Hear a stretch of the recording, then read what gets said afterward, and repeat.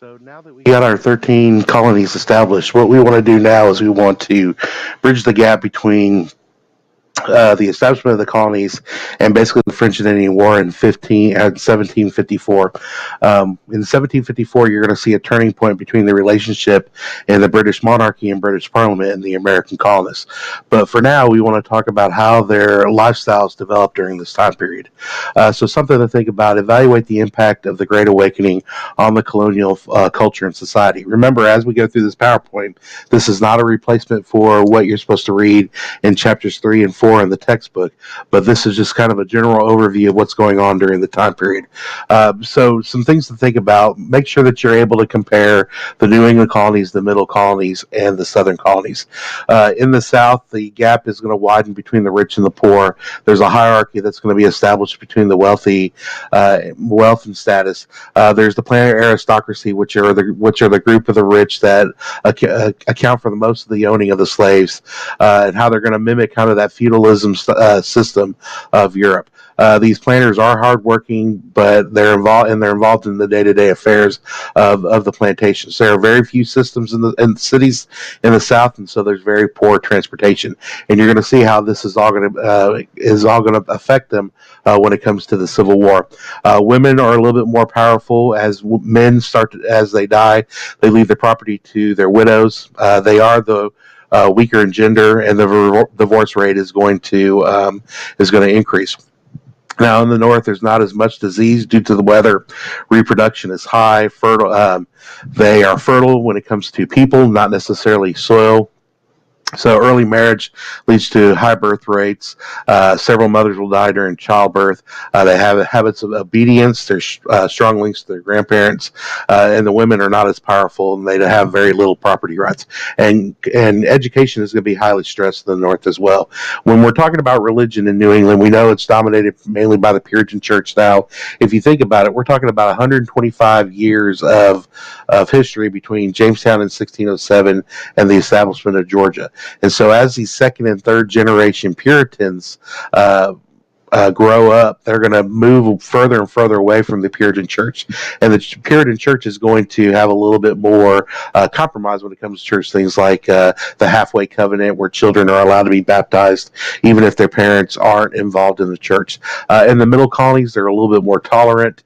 You can see on this PowerPoint, you can see that there's a list of Protestant religions, denominations that, like Lutherans, Quakers, the Seventh Day Adventists. These are all examples of religions that you may see if you were in Pennsylvania in 1750. And then, like I said before, the South is dominated by the Anglican Church. In the North, there is the Calvinistic idea of predestination. I've already talked about the halfway covenant. And so as people start to move away from the church, there needs to be kind of that thing that brings them back, right?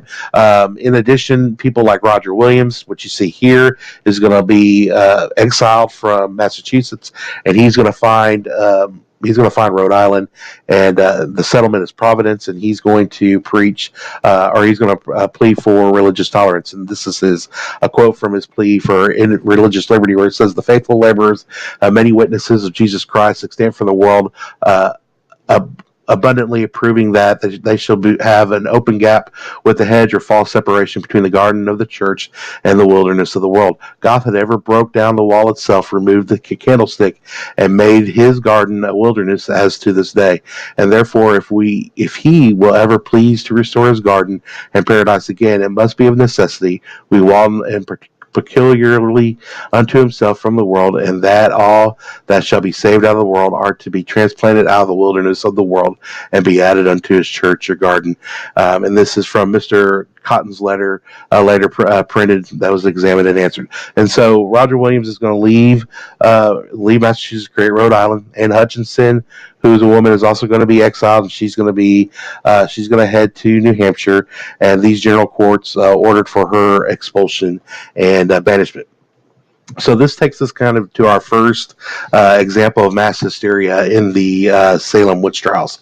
And so when it came to the Salem witch trials, as there was this religious fervor that kind of came over Salem, Massachusetts, and the Puritan theology.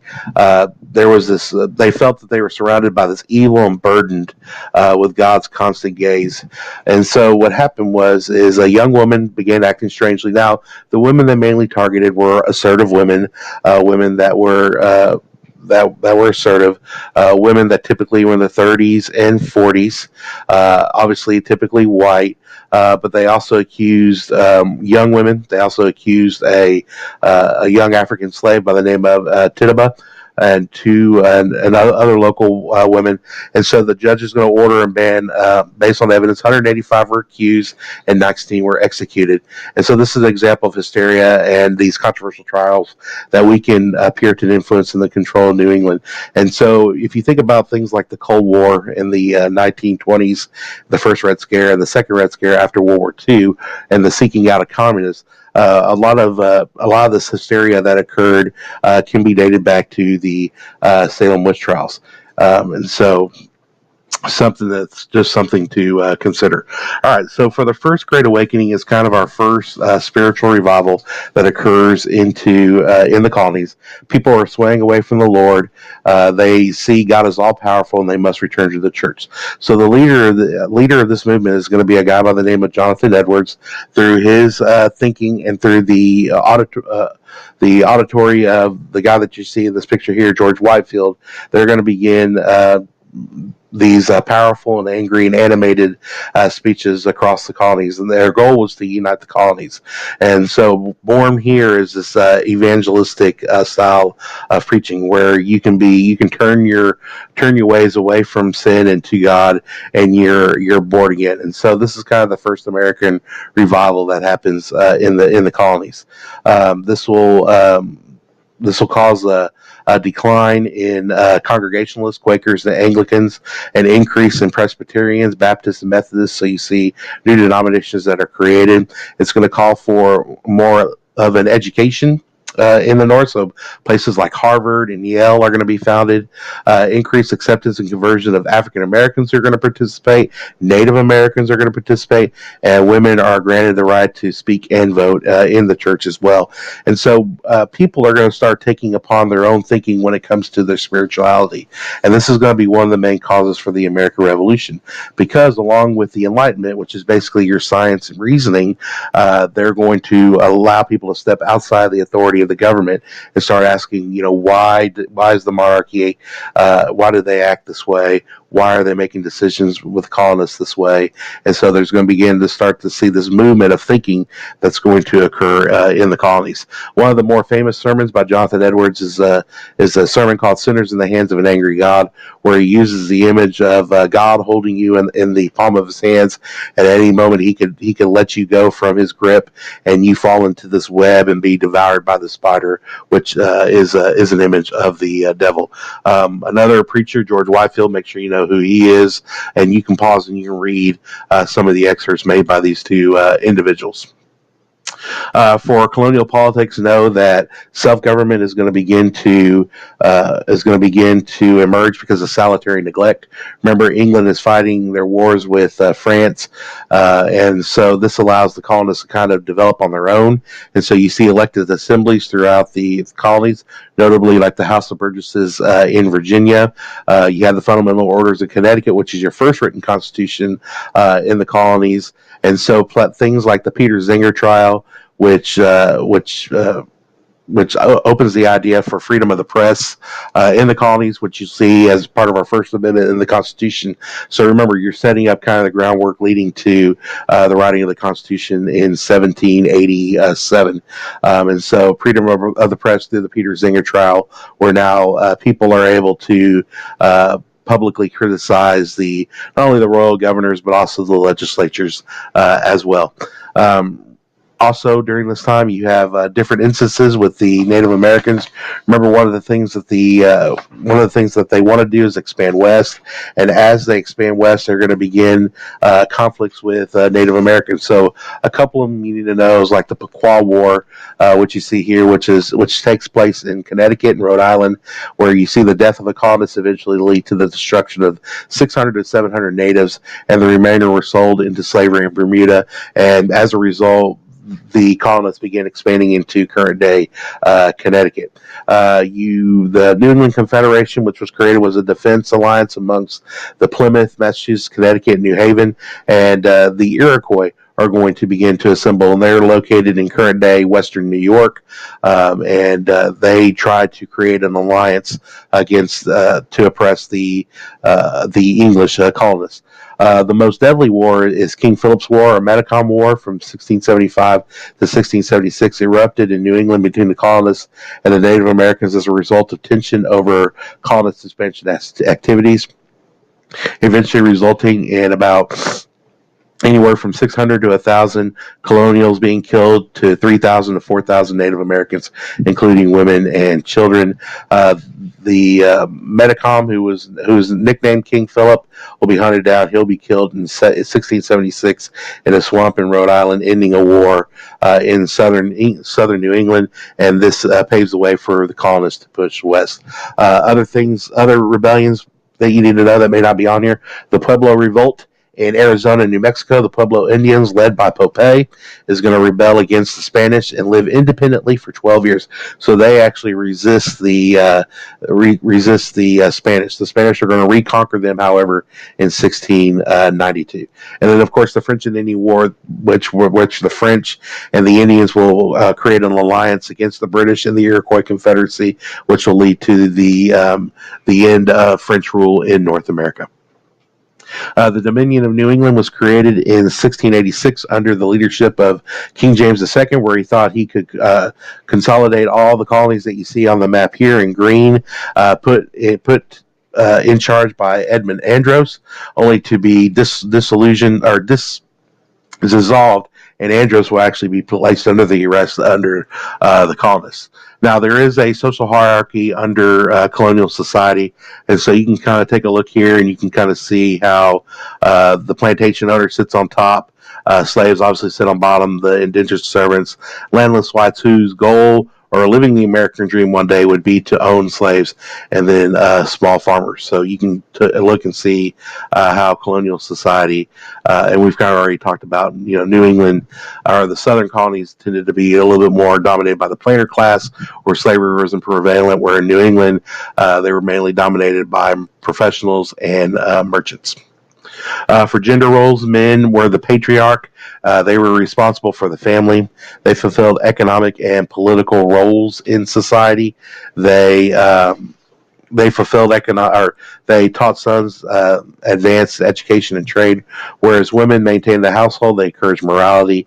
They were supposed to submit to their husbands, taught their children basic literacy, limited political and economic roles, and they were subject to humiliation. So not a good time for women's roles during colonial times. Education was highly stressed, especially in the North. In New England, you see the creation of places like Harvard and Yale, as I mentioned before. Typically, these towns that were created in New England always set aside room for education. Towns with over 50 families required primary schools, over 100 families required grammar schools, and a lot of more the rich in the South would send their sons to the North to be educated in private schools.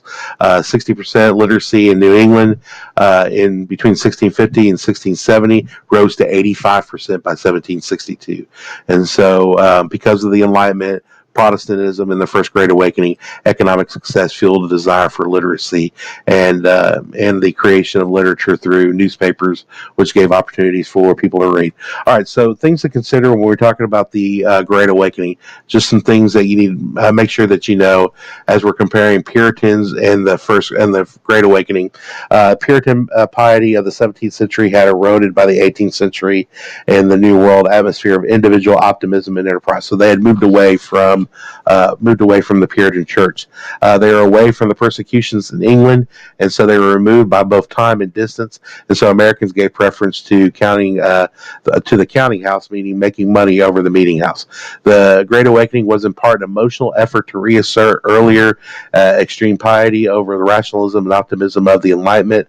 It was in the heart open to the divine spirit was more important than highly trained intellect. Revival preachers like a Jonathan Edwards, George Whitefield suggested that salvation was open to all who appealed to God, and they accused conservative clergymen of spiritual coldness.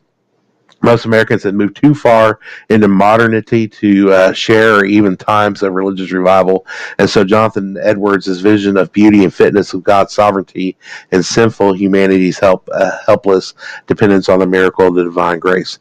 In America was so many religious sections existing side by side, and some people doubted whether any denomination had a monopoly over truth and grace. But the widely preached doctrine of salvation for all, of equal opportunities to share in God's grace, encouraged the notion of equal rights to be shared, which is also the good life on earth. And that goes away, kind of that predestination attitude. All right, so moving on, talking about settlement and migration, we do know that by 1700 there's a quarter of a million colonists, one colonist for every 18 people in England. By 1770 there were 2 million colonists, one colonist for every 3 people in England. The growth was because of a natural increase of reproduction. That was 75% of the growth, but then also immigration. In 1690, talking about racial diversity, 90% of the colonists were English, 4% of them were Africans. By 1770, 100 years later, 50% of them were English, 20% of them were of African descent. Then immigration in the 1700s, 8% of them were English, 36% of them were Scot-Irish, 33% African, 15% German, and 8% Scottish. So you can see that more African Americans or more Africans are moving to America during this time period.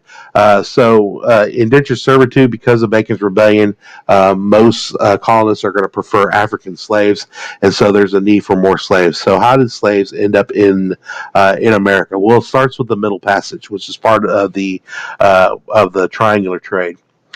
Slavery existed as a normal social condition in this period and had little to do with skin color. Now, as you get into the 1700s, slavery will become a racial issue when it comes to social hierarchy. Slaves were a sign of wealth to the owners. Remember, I said living the American dream would be owning slaves. Mostly African societies sold criminals or prisoners of war. Portugal is going to be the ones that are going to go to West Africa, and they're going to, with the help of tribes, capture men through warfare and then sell them off for profit.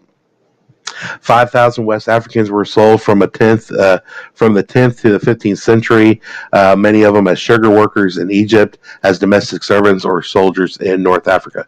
So for slave trade, it began as an attempt to fill a labor shortage in the Mediterranean world by the Portuguese. They were the ones that started it.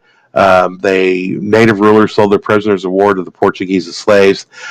Portuguese served as merely as a new trading partner who would provide guns, horses, copper and brass and textiles to those people in Africa. So many people would move off. This is Goree Island, which was a slave fortress in Senegal, where thousands of captives passed through the door of no return into a lifetime of slavery in the New World. And so here are some pictures of it that President Barack Obama visited in 2013. All right, so when we're talking about slaves, in the 17th century and the 1600s was about 1,000 Africans per year. In the 18th century, 5.5 million were transported to the Americas, and by 1860, at the onset of the Civil War, 11 million. That's not even including the reproduction aspect once they got to America. Before 1831, more Africans than Europeans came to the Americas, and so a lot of times they were loaded into ships that would look like this, and you can see that each of these little, if you look closely, these things are men that are laid down on the ships, on the deck of the ships, the lower decks, with very little room. A lot of them would die along the way. A lot of them would commit suicide to avoid the life that was ahead of them if they reached the Caribbean. So if you can look at the slave demographics, you can see that there's not a whole lot of need for slaves in the north because of the rocky soil. However, in the south, Virginia because of tobacco, North and South Carolina because of tobacco, rice, and indigo, and then the same thing with Georgia. And this is before the establishment of cotton as an industry in the on the onset of the Civil War. So slavery was part of the what we call the triangular trade or the transatlantic trade, where in the West Indies you would provide raw materials such as sugar, tobacco, cotton, molasses would go to Europe. Coming from Europe would be manufactured goods, and then going from Africa to the West Indies would be slaves. And so you can see where slaves were sent. Very few so were sent to the United States. However, as the years go on, they'll begin more into the West Indies. They won't be the first slaves will appear in the colonies in 1619 when John Rolfe brings them to Jamestown. 3 reasons for African slaves. They developed an immunity to European diseases. They knew how to farm. They could work on big plantations. They were strangers to the land, so they had nowhere to go and nowhere to hide. And Native Americans were decimated by it because of smallpox and other diseases, and so they were needed a replacement. They lived a very harsh life. They were auctioned off to the highest bidder. Families were often divided. They worked in different areas, whether it was in the fields and the mines as domestic service. They endured long days of whipping and beating, mainly for so that planters can gain an advantage mentally over the slaves, and it became kind of hereditary.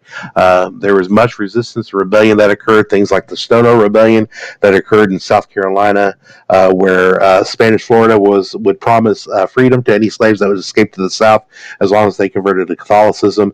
However, that was repressed by the planters. You'll learn about Nat Turner's rebellion in the 1830s, Denmark Vesey's. But as a result of these slave revolts, you see stricter slave codes that are instituted as a result. So as a result, you have families that are torn apart, never to be reunited. The best physical people were taken, and they were left with weak and unable people in their society. They brought guns to society, and so war and crime dominated. And then there were new races that occurred as a result, as slaves and colonists began to intermarry and intermix. Very little did you see intermarriage between natives and colonists, but you did see it between colonists and slaves. And so here are some arguments of whether or not the slave trade was about racism or about profit, and I skipped one. So if you go back one, you're talking about whether or not slavery was immoral versus whether or not slavery was immoral. And this is the debate that we'll take on, especially as we hit into the antebellum era. For colonial economics, make sure you know where mercantilism is. Mercantilism is designed to benefit the parent country, whereas the colonies provide the natural resources to do it. It's an economic policy where wealth is power, and key to wealth is to export more than import. European countries competed for world power, and they needed colonies to provide necessary raw materials. And so the colonist's role was to provide the raw materials and create a favorable balance of trade for England. European nations relied on a strong central government to enforce this doctrine. The Americans would provide a profitable market for these manufactured goods. In other words, they had to buy back the products that they grew, and they were discouraged from buying goods from other countries. So if they did so, they had to smuggle it in. So the famous laws that to enforce mercantilism was the navigation laws. The Parliament is going to pass a series of navigation acts between 1651 and 1673. Among these laws were only English and colonial ships could transport goods from the English colonies. 2 certain goods, such as tobacco, sugar, and colonies, or enumerated goods, could be sold only to England. Only goods bound for the colonies had to be shipped through England, where they were unfolded. An import duty was paid upon them, and they reloaded to the ships for the colonies. The latter action increased the price of foreign goods in order to protect English manufacturers. Colonists found it easy to evade the navigation acts by smuggling. In 1763, England passed a law appointing custom officials to collect custom duties on on goods brought in from the colony, but they often remained in England and hired deputies who did little to collect taxes and could be bribed to ignore the smuggling. It was also difficult to police the long coastline. As a result, the British government adopted a policy of salutary neglect or non-interference until 1764, and throughout the 1690s and into the 1700s, the British government continued to pass laws aimed at controlling to and from the colonies.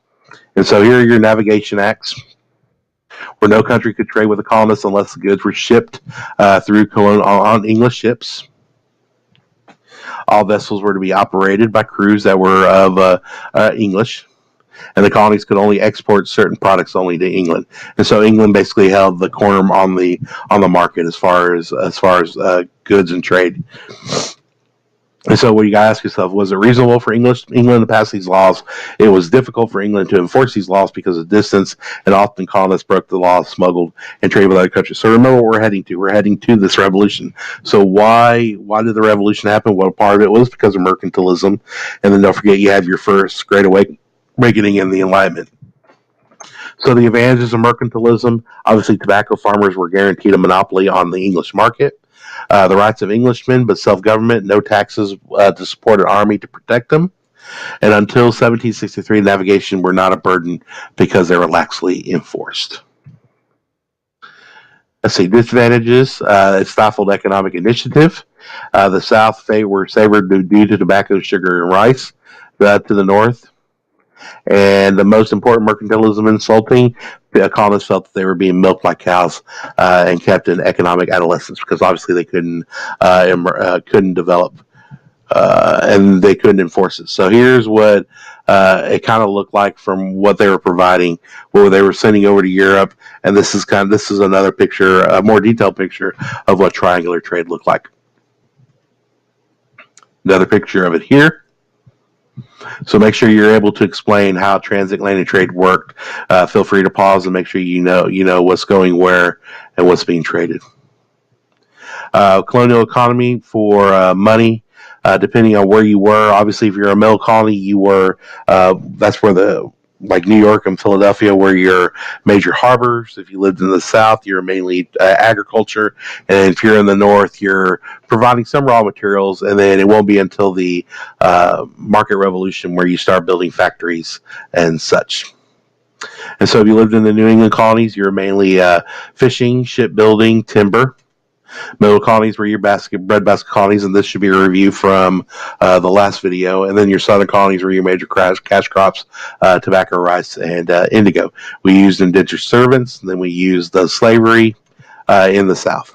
And so here you kind of see what the exports look like. Feel free to pause and take a look at what each group, because each group is going to create their own distinct societies as we start heading into the early days of our nation. Here are your 13 colonies. And their purpose for being created, their date, their founder, and their major export. Make sure you're able to group those and be able to write about those. And then, of course, your regional comparison to the colonies. And so from here, we'll be able to, we'll have conflict with the French because of our desire to expand west, the French and Indian War, and then heading into the American Revolution. So that is all.